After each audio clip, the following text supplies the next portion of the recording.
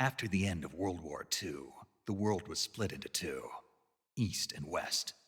This marked the beginning of the era called the Cold War.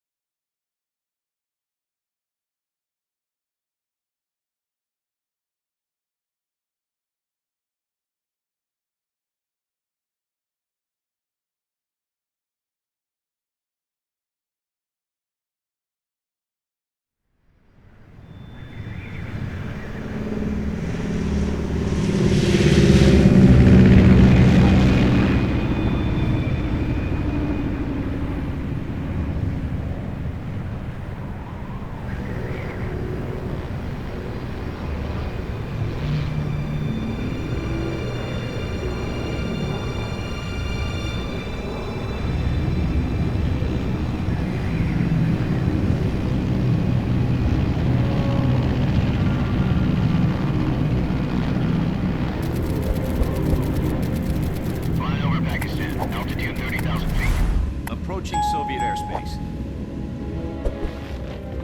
20 minutes to drop off. Commencing internal depressurization. Equipment check. Arm main parachute. All right. Ready to go. Drop zone still showing a high pressure mass. Cav okay. Good. We've got high visibility.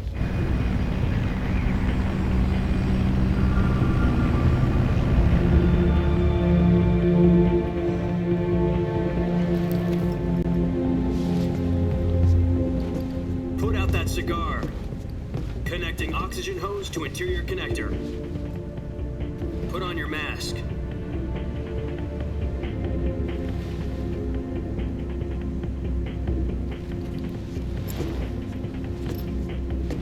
Does this panty waste know what he's doing? Approaching release point. 10 minutes to drop off. Hey, are you deaf? He said put out the cigar and put on your mask.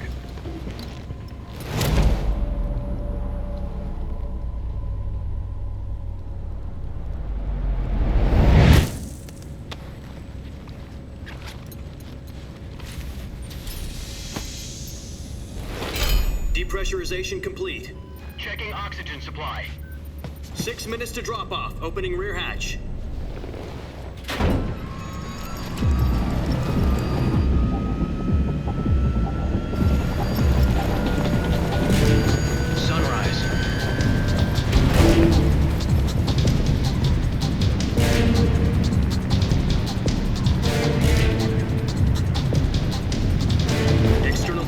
Minus 46 degrees Celsius.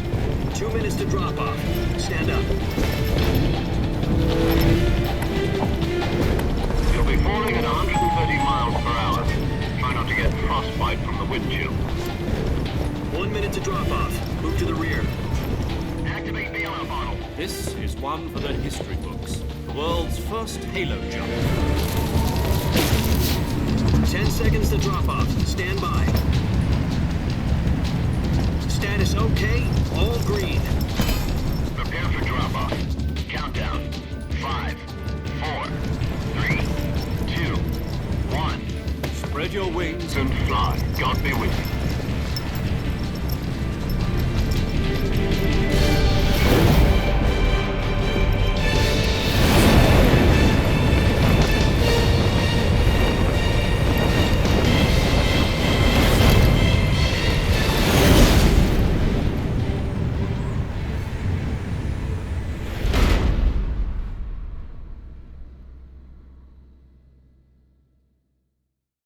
Jack, I've got some important news. The head of the CIA has finally given us the green light for the virtuous mission. Virtual mission? No, the virtuous mission. The future of our Fox unit depends on it. If it succeeds, we'll be officially organized into a unit. Virtuous mission? Sounds like some kind of initiation ritual. You know, don't get cocky. This isn't a training op. Right. So what exactly is this wonderful mission? Well, about 2 years ago, a certain Soviet scientist requested asylum in the West through one of our moles. His name is Nikolai Stepanovich Sokolov. He's head of the OKB-754 Design Bureau, one of the Soviets' top-secret weapon research facilities, and the East's foremost expert on weapons development. Sokolov, isn't he that famous rocket scientist? The very same. On April the 12th, 1961, the Soviets achieved the first manned spaceflight in history. The Earth was blue, but there was no God. Well spoken. The rocket that carried Yuri Gagarin into orbit was the A-1, known as the Vostok rocket. Sokolov is said to be the man most responsible for the multi-engine cluster used in that rocket. After Gagarin's flight, Sokolov left rocket development to become the head of the newly established Design Bureau. From a lowly technician to head of a design bureau, that's quite a success story, so why do you want to defect? It seems he'd become afraid of his own creations. Afraid? Call it a crisis of conscience. And for that, he left his country and his family behind and went over the fence? Not exactly. One of his conditions was that his family was also to be taken safely to the west. We used a mole to get the family out first and succeeded in sneaking Sokolov over the Berlin Wall shortly afterwards. I was the one who conducted the operation. The security on the eastern side was still full of holes back then. Then what? We got Sokolov over in one piece, but the whole ordeal had left him exhausted, and we checked him into a hospital in West Berlin. It took him 2 weeks and more than 600 miles to get from the research facility in the Soviet Union to Berlin. He was in no condition to say anything coherent. And it was only a week later that we had something much bigger on our hands. The Cuban Missile Crisis. October the 16th, 1962, President Kennedy received word that the Soviets were in the process of deploying intermediate-range ballistic missiles in Cuba. The President demanded that the Soviets dismantle and remove the missiles. At the same time, he announced a naval blockade to prevent further missile shipments from reaching Cuba. But the Soviets didn't back down, instead placing their armed forces on secondary alert. Soviet transport ships carrying missiles continued on course towards Cuba. US and Soviet forces went on alert for an all-out nuclear war.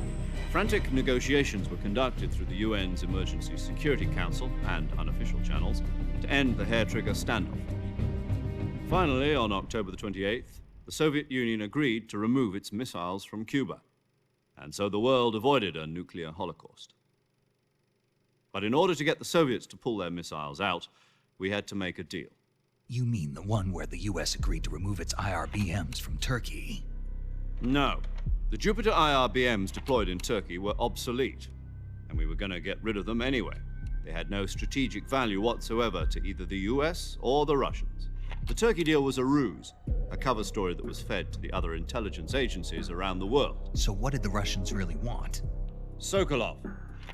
They wanted us to return Sokolov. You mean the Soviets pulled out of Cuba just to get their hands on Sokolov? That's right. What the hell was he working on?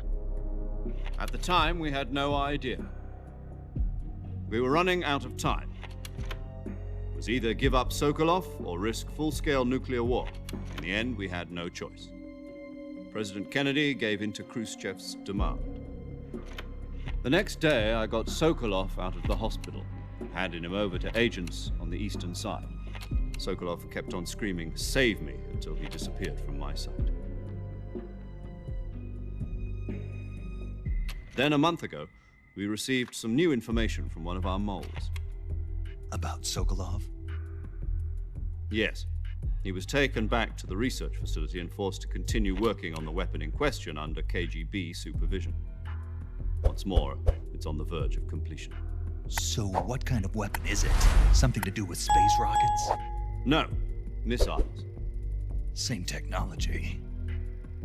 I guess you're right. We don't know the details, but it appears to be a new kind of nuclear device. For half a year now, the Soviets have been conducting frequent nuclear tests at Semipalatinsk. Something to do with the weapon, I assume. We're talking about a secret weapon so big that Khrushchev was ready to pull out of Cuba to get it back. Is Sokolov still in the facility?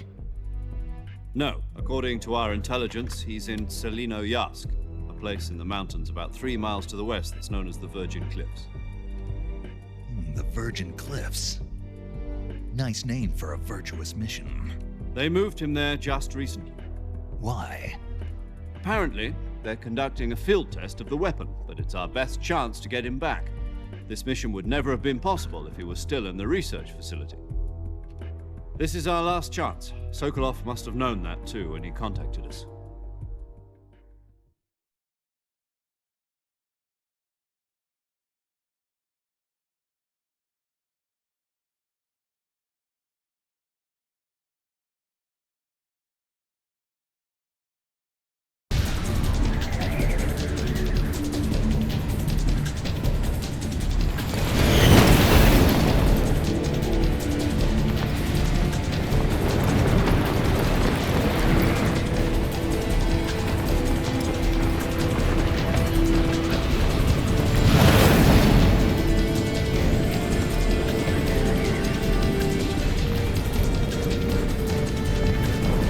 Listen up, Jack.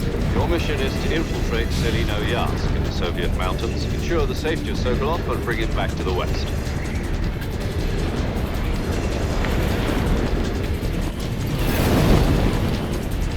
If we don't get Sokolov back before that weapon is complete, we'll be facing a major crisis.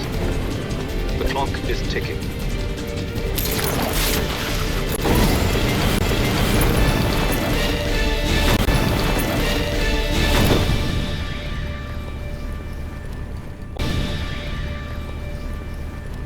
Once we've confirmed the rescue of Sokolov, stand by at the recovery point. A recovery balloon will be dropped at that point. Helium will be pumped into the balloon to inflate it. The process takes about 20 minutes. Once it's complete, the gunship's arm will latch onto the balloon and pull it up. The Fulton surface-to-air recovery system. I'm familiar with the theory. Take it easy. It's been combat proven. Do you think Sokolov is up to it? The shock will be less than during a parachute jump, and the arm can handle up to 500 pounds. So you're planning on going over the border in a single combat Talon? She's equipped with two 6-barrel 20mm Vulcan cannons, as well as two 40mm machine guns. Sounds like she could hold her own against a battalion of tanks. Even with the fuel in the reserve tank, we're facing a 4-hour time limit. If all goes well, it shouldn't take more than a few hours. Home in time for dinner. But if anything goes wrong, you'll be eating dinner, breakfast, and all the rest of your meals in the jungle.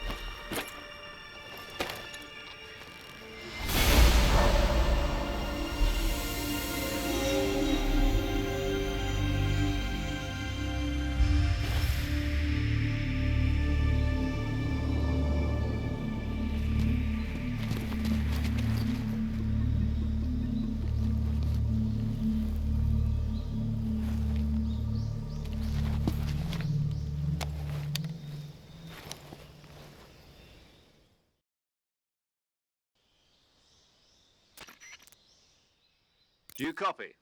You're already in enemy territory, and somebody might be listening in. From here on out, we'll be using code names to refer to each other. Your code name for this mission will be Naked Snake. I'll be referring to you as Snake from now on. You're not to mention your real name. Snake? What, you don't like snakes? What do you mean? Well, you've eaten one before, haven't you? In survival training? I'm glad to hear that. I don't know if I'd ever order one in a restaurant, but... Be careful, you might not have a choice. What about you, Major? What should I call you? Let's see. I'll be Tom. Call me Major Tom. This will be a sneaking mission. You must not be seen by the enemy. You must leave no trace of your presence. Is that clear? This kind of infiltration is the Fox unit's speciality. In other words, weapons and equipment are procured on site. That goes for food as well. You're completely naked, just as your name implies. Great. Now I see why you asked me if I like snakes. I suppose calling me Snake was your idea of a joke, too. No, there's a good reason for that. I'll tell you later when the time is right. Gotcha. Getting back to the subject, how exactly am I supposed to feed myself? You've been issued a knife and a tranquilizer gun. Use them to hunt for food. You'll also find some medical supplies in your backpack. Yeah, about the backpack. I lost it in a tree on the way down. I see. Well, you'd better go back and get it then. You know where it is? No problem. I can see it from here. It's stuck on a branch. To climb a tree, stand in front of a tree that's covered in ivy and press the action button. I'll be monitoring your progress over the radio. We can't risk violating Soviet airspace, but I'll be in the gunship. My frequency is 140.85. I'll give you a call if I need to talk to you. If you need to talk to me, use the send function. Okay, Snake, go get your backpack.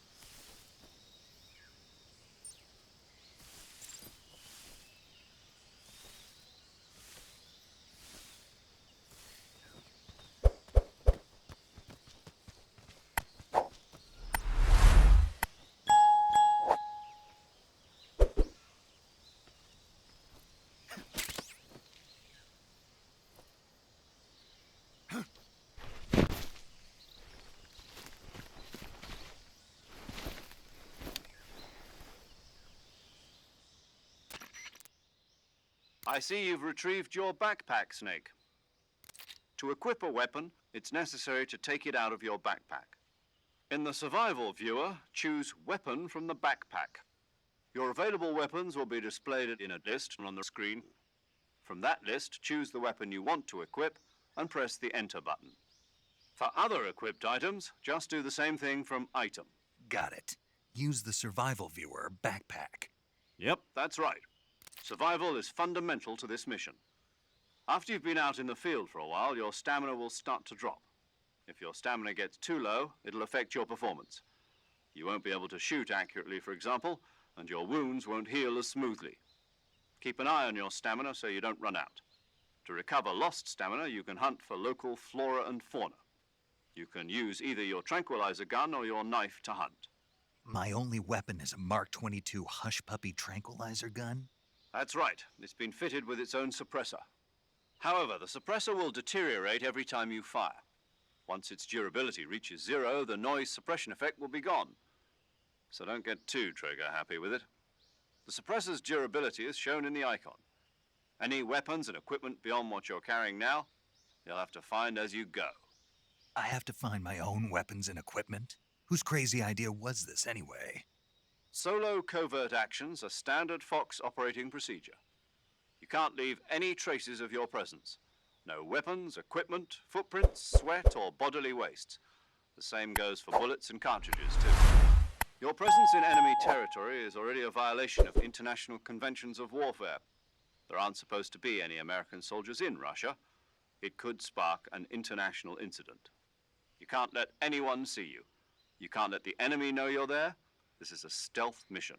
You're a ghost, Snake, in every sense of the word. And there'll be no rescue if you're captured.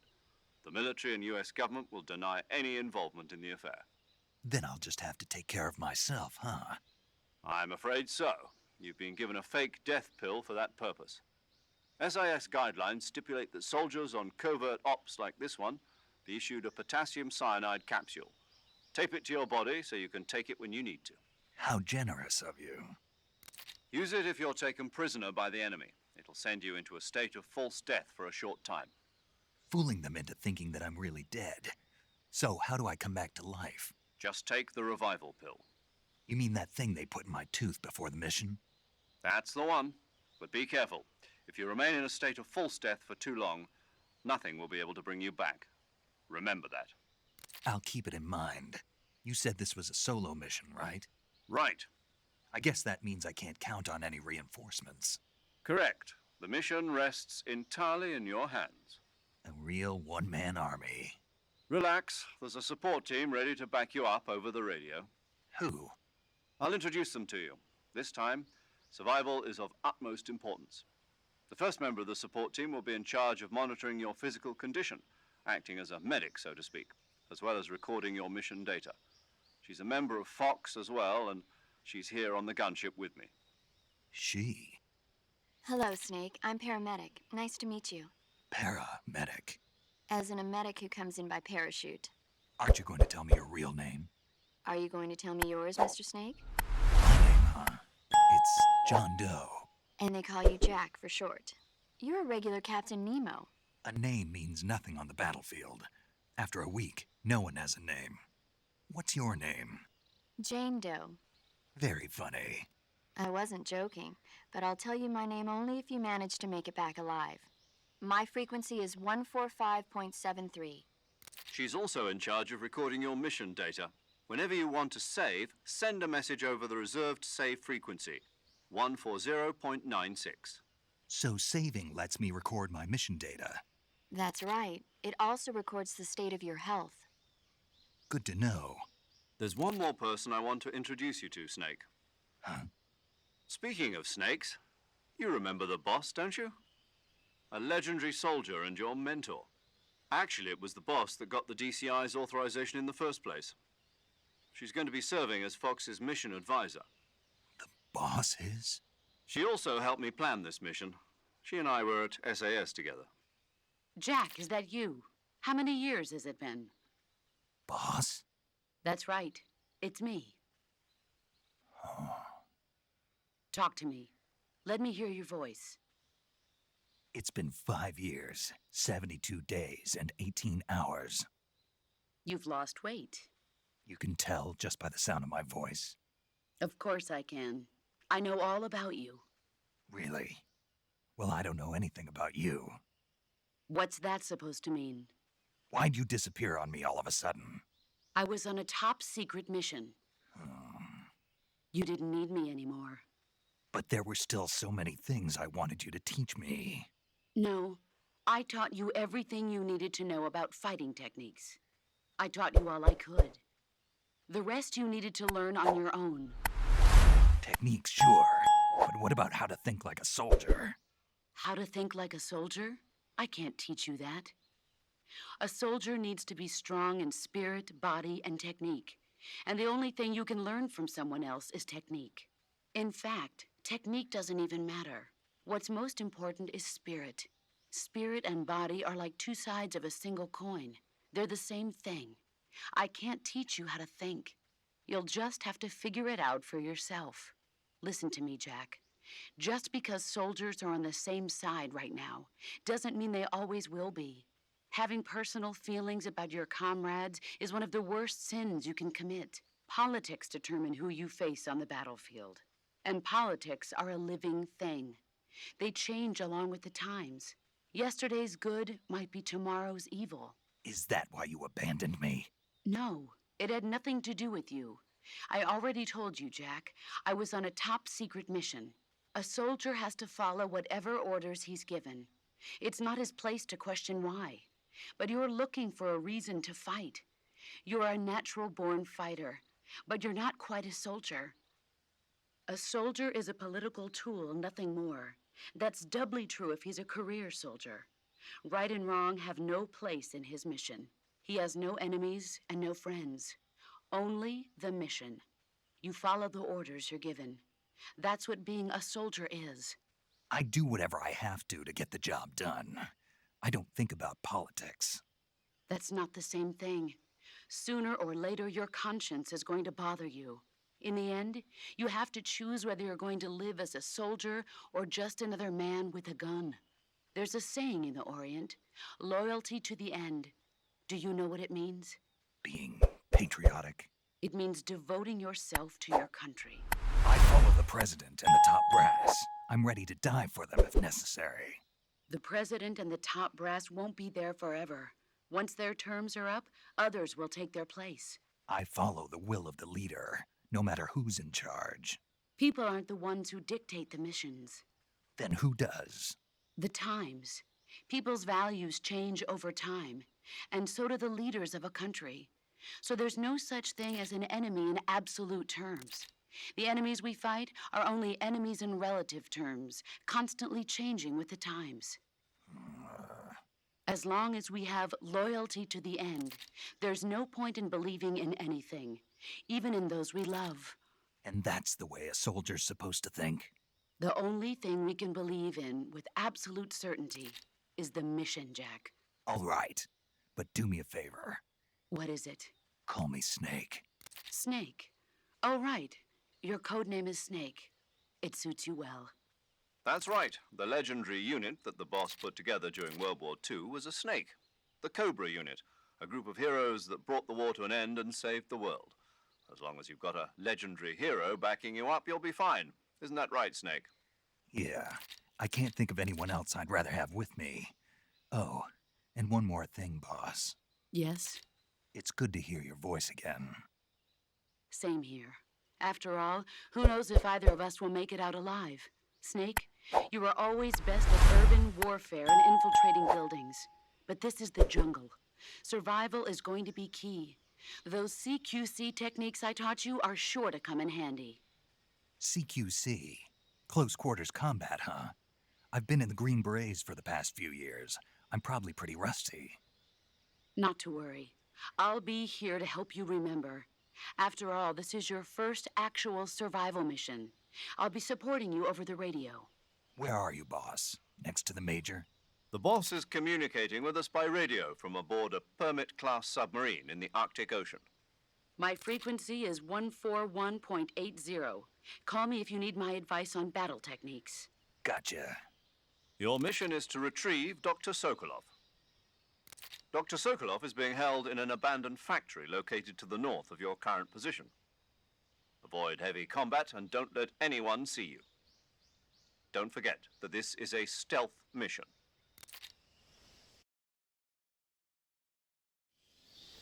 Snake, try to remember some of the basics of CQC.